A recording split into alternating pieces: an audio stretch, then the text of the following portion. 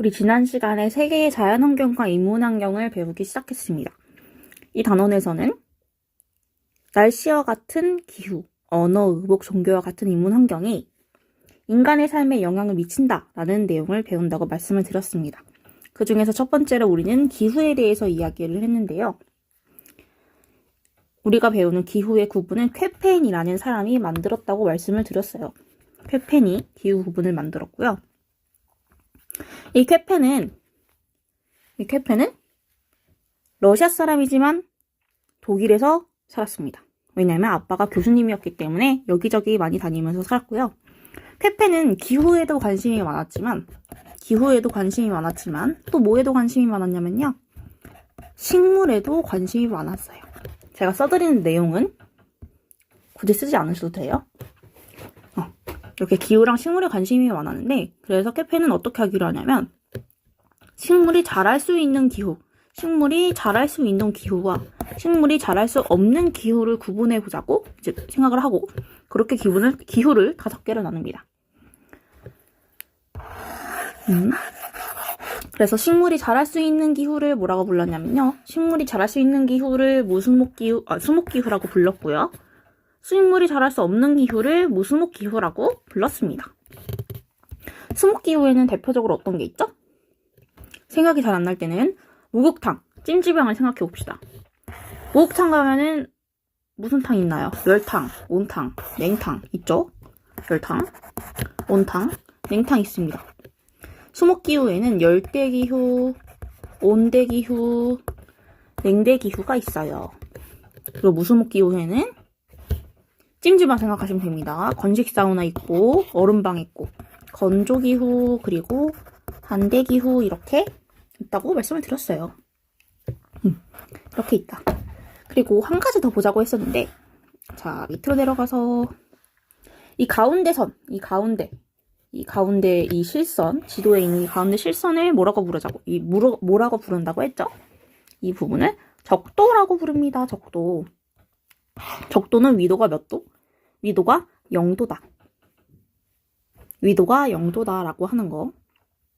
제가 여러 가지 말씀을 드렸고, 그래서 최종적으로는 이렇게 2가지 기억하자고 말씀을 드렸습니다. 어떤 거 2가지? 적도에 가까울수록 덥다, 춥다? 적도에 가까울수록 덥다고 했죠. 왜 더울까요? 지금 여기 분포한 나라들 볼까요? 적도에 가깝게 분포한 나라들은 다 더워요. 왜냐? 태양 에너지를 직방으로 받기 때문에. 그래서 제가 지난번에 조명이 사람을 비추면 위에서 비추면 더 밝게 보인다, 빛나 보인다 라고 말씀을 드렸죠. 근데 적도에서 멀수록 춥다. 적도에서 멀수록 춥다 위에 볼까요? 북극 춥죠. 남극 춥습니다. 그래서 이렇게 보자고 기후에 대한 기본적인 이야기를 말씀드렸고요. 그리고 열대기후로 넘어가서 봤습니다. 열대기후로 넘어갔었는데, 쾌펜은 기후를 기호로 표현했기 때문에 사람들이 쉽게 어떤 기후인지 알 수 있다고 말씀을 드렸습니다. 적도에서 가까운 순서대로 기호를 붙였고, 적도에서 가까운 열대기후에는 A라고 기호를 붙여주었습니다. 열대기후에는 열대우림기후, 사바나기후, 몬순기후, 열대고산기후가 있는데요. 우리는 뭐만 배우냐면요. 열대우림기후랑 열대고산기후 이렇게 2개만 배워요. 사바나랑 몬순은 기억하지 않으셔도 괜찮습니다. 열대우림기후는 겨울의 평균 기온이 18도 이상이다. 이 말은 매우 덥다. 평균 기온이 18도라면 그것보다 더운 날도 있는 거겠죠. 그렇기 때문에 옷은 시원한 옷을 입는다. 통통 헐렁한 옷 이런 거 입는다. 그리고 부패를 방지하기 위해서 향신료를 사용하고 기름에 볶는 요리가 발달했다. 그래서 지난번에 베트남의 의복과 요리들 한번 같이 살펴봤습니다. 이 사람들은 농사를 지을 때 어떻게 짓냐면요. 이동식 화전농업이라는 것을 하는데요.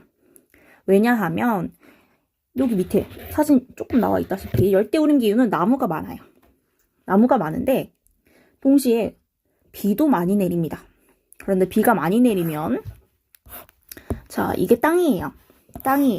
비가 많이 내리면 여기 있던 영양분들이 자리 잡지 못하고 쓱 쓸려 내려갑니다. 사람을 죽이기 좋은 조건이 언제인지 아시나요? 바로 비가 오는 날입니다. 증거를 없애기 좋은 날이잖아요. 마찬가지로 비가 오면 영양분이 쓸려 내려갑니다. 그렇기 때문에 이 사람들은 인위적으로 영양분을 땅에 만들어 주었는데 어떻게 만들어 주었냐면 나무를 벤 다음에 태웁니다. 그럼 이 나무가 재가 돼요.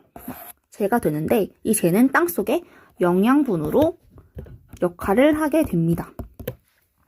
그런데 이게 영원히 가는 게 아니죠.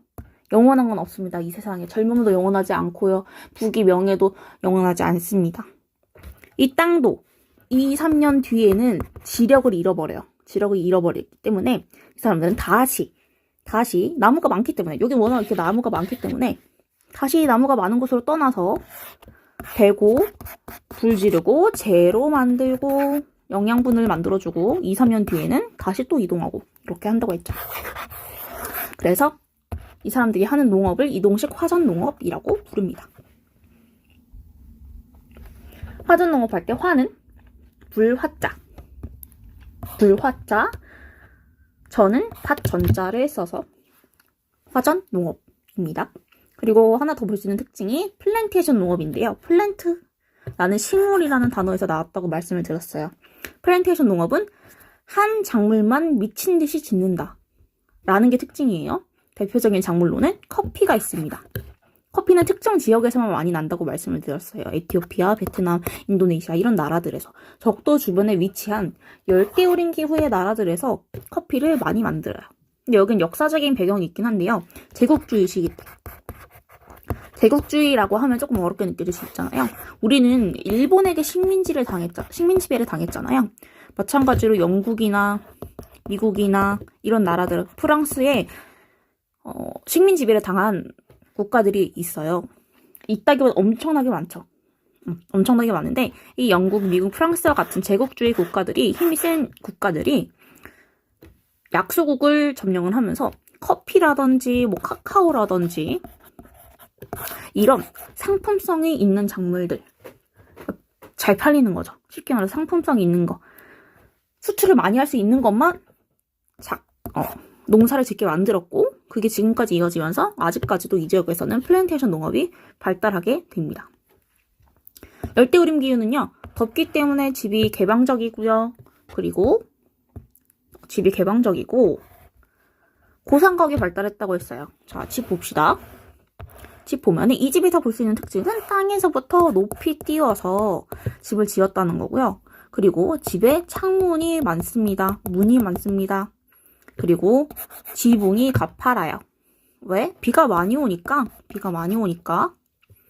비가 잘 흘러내려가라고 이렇게 한 거라고 말씀을 드렸습니다. 여기 셀바스라는 지역, 열대우림 지역도 있지만 아마존도 같이 기억을 해두자고 말씀을 드렸고요. 고산기후는요. 우리가 어떤 얘기 했었죠? 고산기후는 낮은 데 있어요? 높은 데 있어요? 고산기후는 높은 데 있어요. 고산기후. 이 고산, 높은 산. 엄청나게 높이 있어서 높은 곳으로 올라갈수록 기온은 떨어지거든요. 해발 고도가 높아질수록 기온은 떨어집니다. 근데 이 열대고산기는 그게 너무 높아서 연중 봄과 같은 기후가 나타난다라고 말씀을 드렸고요. 이 연중 봄과 같은 기후를 한자로 표현하면은 항상 봄과 같다. 그래서 상춘기후라고 표현한다고 말씀을 드렸습니다. 1년 내내 15도 정도의 기온이 유지가 됩니다. 그래서 이 사람들은 아침이랑 저녁에는 어떻다고 했죠? 아침, 저녁으로는 쌀쌀하겠죠. 우리나라 봄을 생각해 봅시다. 쌀쌀. 낮에는 덥죠. 그래서 이 사람들은 망토를 입고 다니다가 이제 아침에는 입고 점심에는 이거를 벗어버리고 한다고 말씀드렸죠. 네, 이게 지난번까지 배운 내용이었습니다. 그러면요, 건조기후로 들어가 볼게요.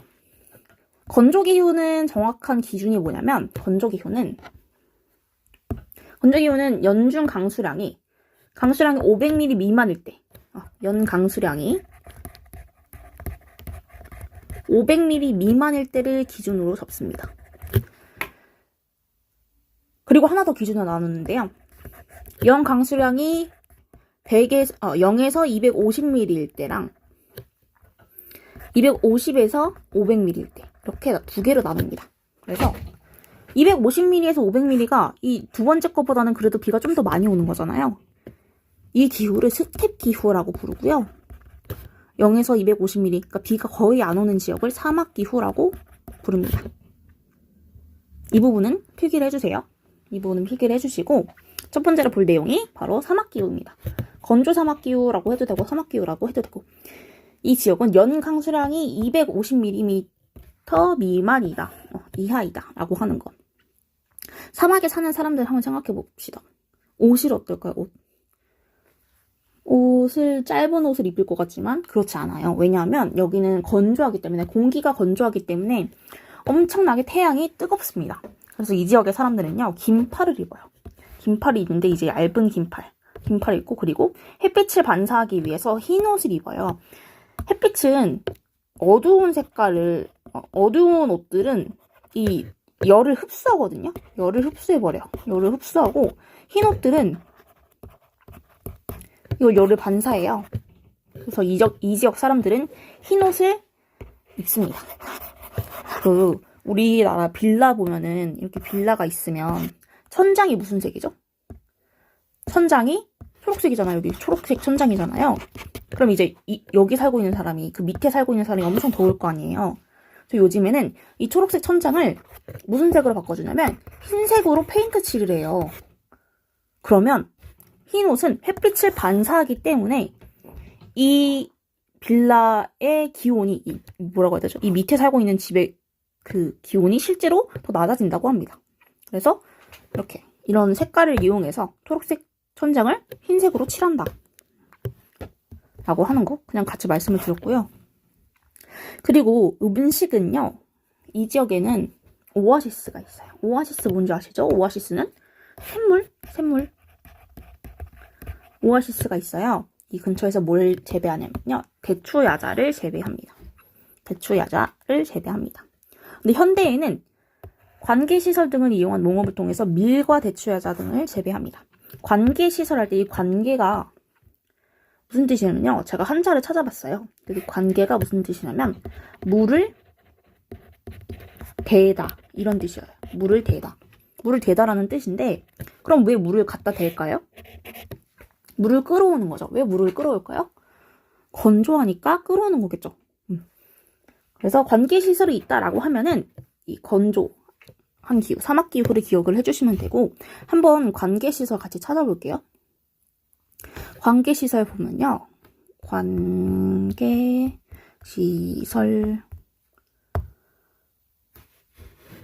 관계시설 보면은 이렇게 물 끌어오는 것들 볼 수가 있고, 스프링쿨러 그런 거 있죠? 여기 있다. 이런 거. 여기 이렇게 건조 지역에서는 물을 끌어와요. 이 밑에 있는 물을 끌어와서 관계 농업을 짓습니다.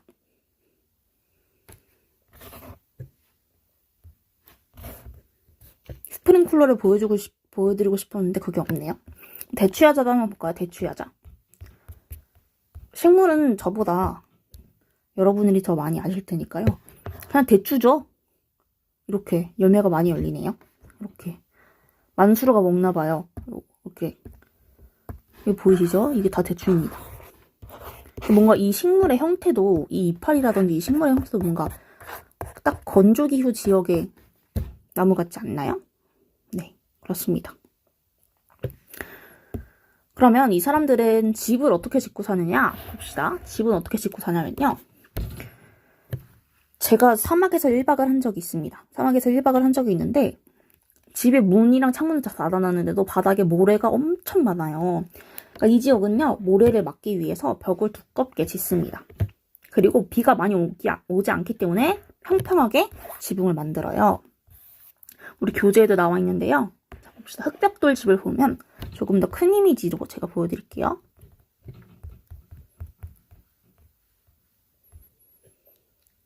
자, 건조기구의 집 봅시다.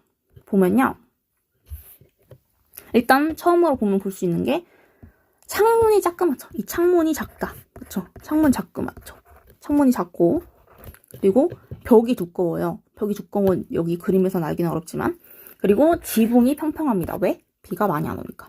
그리고 벽이 두꺼운 이유는 뭐냐면요. 벽이 이렇게 두꺼운 이유는 이 지역은 일교차가 워낙 큽니다. 왜냐면 그 공기 중에 수분이 많이 없기 때문에 빨리 뜨거워지고 빨리 식는단 말이에요. 우리도 보면은 바다보다는 내륙 지역이 훨씬 더 빨리 뜨거워지고 빨리 식습니다. 그 이유는 수분이 바다에 비해서 없기 때문에. 마찬가지로 건조 기후 지역도 엄청 빨리 뜨거워지고 엄청 빨리 식어요. 그래서 이 낮 동안에 햇빛을 받으면 이 열기 있죠. 이 열기를 보존하기 위해서 벽을 두껍게 짓습니다. 왜? 밤에는 추워지니까. 이렇게 기억을 해주시면 됩니다. 네. 그럼 다시 교재로 돌아가 볼게요. 그래서 한번 그림 같이 그려볼까요? 집은 네모나게. 지붕이 평평하다. 왜? 비가 많이 안 와서. 그리고 창문은 작게. 벽은 두껍게. 이런 흑벽돌 집을 생각해 주시면 됩니다. 다음으로는 스텝 기후를 볼 텐데요. 스텝 기후는 연 강수량이 250에서 500mm입니다. 스텝 기후 하면 떠올릴 수 있는 이미지가 바로 동물의 왕국입니다. 저희 할머니가 동물의 왕국을 매일 보시는데요. 동물의 왕국에 나오는 풍경을 보면 어떤 풍경이 나오죠? 그 세렝게티 초원이 많이 나오잖아요. 초원 이미지를 생각하시면 됩니다. 이곳 사람들은 동물의 가죽 등을 이용해서 두꺼운 옷을 입습니다. 지금 예시로 가져온 이미지가 있는데요. 이 옷은 몽골 사람들이 입는 대리라는 의상이에요. 몽골 사람들이 입는 대리라는 의상입니다. 보시면 알 수 있다시피 동물의 가죽을 활용해서 이렇게 두꺼운 옷을 입는 모습을 볼 수 있습니다. 여기 벨트 부분에도 보면 가죽이 활용되었고요. 그리고 건조기후의 기본적인 특징이 뭐냐면 찾아다닌다는 거예요. 사막기후에서는 물을 찾아다녔다면 이 스텝기후의 사람들은 양손 말 등을 갖추고 유목합니다. 이 유목할 때 유목은 떠다닐 길을 목입니다. 그러니까 떠다니면서 기르는 거예요. 떠돌아다니면서 떠돌면서 기른다는 뜻입니다. 떠돌면서 기른다. 그리고 이처럼 가축을 떠돌면서 기르기 때문에 가축에게 먹일 풀을 찾아서 가족 단위로 집 단위 이루면서 이동 생활을 합니다. 이동 생활. 그래서 게르와 같은 이동식 가옥이 발달했습니다. 한마디로 말씀드리면 텐트다 혹은 천막이다 이렇게 말씀드릴 수 있습니다. 이렇게 스텝기후는 마무리를 짓고요. 온대기후로 넘어가겠습니다. 온대기후는 괜히 C로 구분을 했습니다. C로 기호를 부여했고요. 온대기후는 총 3개로 나누어져 있습니다. 4개로 나누어져 있습니다. 하나는 온난수분기후, 온난수분. 하나는 서한해양성 기후. 하나는 지중해성 기후. 그리고 CW, 온난 겨울 건조 기후가 있는데요. 이거는 모르셔도 됩니다. 지금 이렇게 3개의 종류가 있잖아요. 이 종류를 하나하나 다 특징을 구분할 필요는 없습니다. 이 온대기후 안에서 온난수분 기후의 특징, 서한해양성 기후의 특징, 지중해성 기후의 특징 이렇게 다 모르셔도 괜찮아요. 그냥 이 3가지 기후가 어느 카테고리에 속한다? 온대기후에 속한다는 사실을 기억을 하시면 됩니다. 그리고 문제를 보고 이게 열대기후인지 건조기후인지 온대인지 냉대인지 한대인지만 구분을 하시면 문제를 충분히 풀 수 있습니다. 그래서 이 온대기후는 우리가 살고 있는 기후이기도 하기 때문에 간단하게 한번 짚어보고 넘어가겠습니다. 첫 번째 서한해양성 기후 보겠습니다. 서한해양성 기후는 이 이름에서도 알 수 있듯이 어느 쪽에 있냐면 대륙의 동쪽보다는 서쪽에 위치해 있습니다. 서쪽에서도 바다가 있어요. 서쪽에서도 바다가 있어요. 이 말은 어느 지역에 분포한다는 이야기냐면 서유럽 지역에 분포한다는 뜻입니다. 자, 우리 한번 같이 볼게요. 세계 지도를 검색해서 보겠습니다. 세계 지도. 자, 보면요.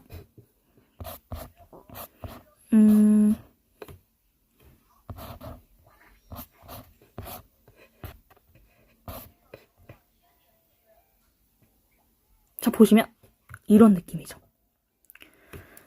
이 대륙의 끝으로 가면은 우리 아시아 국가가 나오고, 우리 아시아 국가에서 쭉 왼쪽으로 가면은 이런 유럽이 나옵니다. 유럽 국가가 나오는데요. 동쪽에 있죠. 대륙의 동쪽에, 서쪽에 위치해 있고, 그리고 보면 여기 지금 바다가 있죠. 대서양이 위치해 있죠. 그래서 이런 모습들을 볼 수가 있고, 온대서양 해양성 기후는 분포, 어디에 분포해 있다? 이 서유럽 지역에. 대륙의 서쪽에 있고 바다를 접하고 있는 이 부분, 이 유럽의 기후입니다. 그리고 이 밑에 쪽에 또 다른 바다를 접하고 있는 게 여기가 바로 지중해거든요. 지중해. 이 지중해 근처에 위치해 있는 나라도 어떤 기후가 나타나냐면 지중해성 기후가 나타납니다. 서쪽 바다에 있는 이 나라들에서는 서한 해양성 기후가 나타나고, 지중해랑 같이 붙어있는 나라들에서는 지중해성 기후가 나타납니다. 자, 같이 읽어볼게요. 온대 서양 해양성 기후는 어느 쪽에 분포해 있다? 서유럽에 분포해 있습니다. 연중 강수량이 고릅니다. 그리고 하천의 유량이 완만해서, 이 말은 물이 우리 비가 오고 이러면 중랑천, 제가 살고 있는 근처에는 중랑천이 있거든요.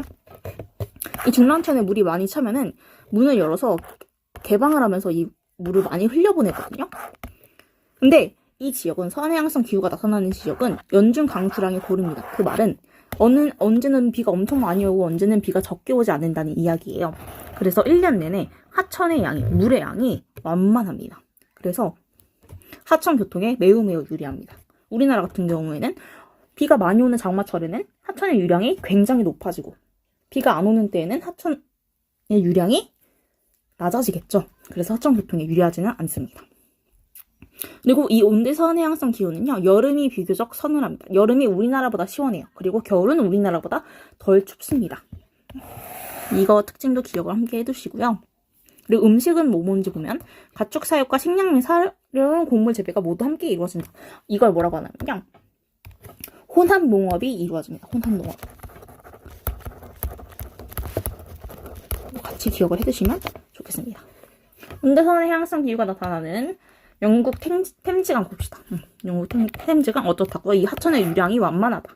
그래서 하천 교통에 유리하다. 우리는 한강에 이런 무역선이라던 게 돌아다니지 않잖아요. 근데 독일이나 영국에 가면은 이런 강에 무역선이 들어갔다 나갔다 합니다.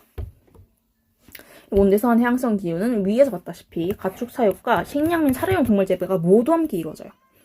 이 말은 낙농업도 잘 이루어진다는 건데요. 우리 우유 보면 어떤 우유 있죠? 덴마크 우유 이런 거 있죠. 이런 걸 통해서 이 서한 해양성 기후에는 낙농업이 잘 이루어진다는 것을 기억을 할 수가 있고요. 그리고 또 의복도 보면은 우리나라랑 굉장히 비슷하죠. 우리나라 사람들의 옷차림을 생각해 주시면 됩니다. 넘어가서요, 온대 지중해성 기후 봅시다. 지중해성 기후는 어디 지역에 분포한다고요? 지중해 인근에 분포합니다. 그래서 이탈리아, 그리스 등 이런 지역 근처에 나타나고요. 그리고 미국 서부라든지 호주 서부, 칠레 등에서도 이 지중해성 기후가 나타납니다. 가장 기억을 해두실 부분은 이 이탈리아, 그리스 등 이런 나라이고요. 그리고 이 온대 지중해성 기후는 여름이 건조합니다. 여름이 매우 건조하고 겨울철에는 조금 습기가 있어요. 그러니까 여름에는 빨래가 너무너무 잘 마릅니다. 그 말은 햇빛이 엄청 뜨겁다는 얘기야. 햇빛이 엄청 뜨거워서 이렇게 좀 타들어가는 느낌이 듭니다. 건조하니까. 그렇기 때문에 그늘에만 들어가도 시원해요. 그늘에만 들어가도 시원한 느낌이 드는 이런 지역입니다. 그리고 겨울철에는 온난한 습은하니까 비교적 우리나라보다는 따뜻합니다. 이 지중해성 기후가 나타나는 지역에서는 수목농업이라는 것을 해요. 수목농업을 하는데, 고온 건조한 기후를 버티는 뿌리 식물을 재배합니다. 예를 들어서 오렌지라든지 올리브, 포도, 코르크, 뭐 레몬이라든지 이런 것들을 농사짓고요. 그리고 이동식 목축업을 합니다. 여름에는 해발 고도가 높은 곳에서 목축을 합니다. 왜일까요? 여름에는 고온 건조하기 때문에 낮은 데서는 덥잖아요. 그렇죠? 그래서 여름에는 해발 고도가 높은 곳에서 농사를 짓고 겨울에는 다시 낮은 곳으로 내려와서 농사를 짓습니다. 한번 같이 보면요. 이 수목농업 하고 있는 그림을 볼 수가 있고요. 수목농업으로는 어떤 게 해당한다고 했죠? 오렌지라든지 올리브 이런 것들을 볼 수가 있습니다. 산토리니, 여기는 그리스의 산토리니라는 지역인데요. 그리스는 지중해 근처에 위치해 있는 대표적인 지중해성 기후 국가입니다. 보시면 햇빛이 여기는 매우 강렬하잖아요. 그래서 이 벽을 다 흰색으로 칠해놨습니다. 제가 지난번에 말씀드렸었는데 흰색은 빛을 반사하는 성질이 있고 검정색은 빛을 흡수하죠. 그래서 천장을 녹색에서 흰색으로 바꾸면 실제로 그 집의 실내 기온이 떨어지더라, 이런 얘기를 말씀드렸습니다. 이 지역의 사람들은 이렇게 흰색으로 벽을 칠해놨구나, 이런 모습을 볼 수가 있고요. 그리고 이목을 보면 여름철에는 위에서 농사를 짓고 목장을 하고, 겨울이 되면 내려와서 목장을 하고, 평지에서 목장을 하고 가축을 키우고 이런 모습들을 볼 수 있습니다. 다음으로는요, 온대 계절풍 기후가 있습니다. 온대 계절풍 기후는 우리나라에 해당해요. 온대 계절풍 기후. 분포는 동아시아, 한국, 중국, 일본 등이고요. 계절풍의 영향으로 사계절이 뚜렷합니다. 그리고 여름철에 매우 습하죠. 그쵸? 그리고 겨울에는요, 매우 춥습니다. 극단적인 여름과 극단적인 겨울을 오가는 한국입니다. 그리고 우리나라는 뭘 먹죠? 우리나라는 쌀을 먹어요. 쌀을 먹으면서 살고 있습니다. 자, 밑에 더 알아두기 온대 계절풍 기후 보면요. 우리나라를 비롯한 동아시아 일대에는 여름에는 북태평양에 덥고 습한 바람이 불어오고 겨울에는 시베리아에 차고 건조한 바람이 불어옵니다. 이렇게 적혀 있어요. 이 부분은 다 이해하지 않으셔도 괜찮습니다. 제가 설명을 드릴게요. 자, 보시면은 여름철의 계절풍은요, 어디에서 바람이 불어오냐면 바다에서 바람이 불어와요. 우리나라 지금 여기 있거든요. 여기 있는데 바람이 어디에서 불어오냐면 이 화살표 보시면 알 수 있거든요. 화살표 보시면 바다에서, 우리나라는 바다에서 바람이 불어와요. 바다에서. 바다의 바람은 어떨까요? 바다의 바람은 습하죠. 그렇죠? 그리고 온도가 상대적으로 뜨겁게 느껴질 수도 있을 것 같아요. 습한 바람, 매우 습한 바람이 여름철에는 불어옵니다. 우리나라로. 그리고 겨울에는요, 반대로 계절풍이 불거든요. 반대로 대륙에서 우리나라로 바람이 불어옵니다. 근데 이 대륙에서 오는 바람은요, 오랜 시간 동안 이 대륙을 거치면서 오랜 시간 동안 바다에서 떠나서 땅을 지나면서 매우 건조하고 차가워요. 그렇기 때문에 우리나라가 여름에는 매우 덥고 겨울에는 매우 추운 이런 날씨가 나타나는 것이랍니다. 다음 시간에는 우리 같이 냉대기후랑 한대기후 정리를 해볼게요. 감사합니다.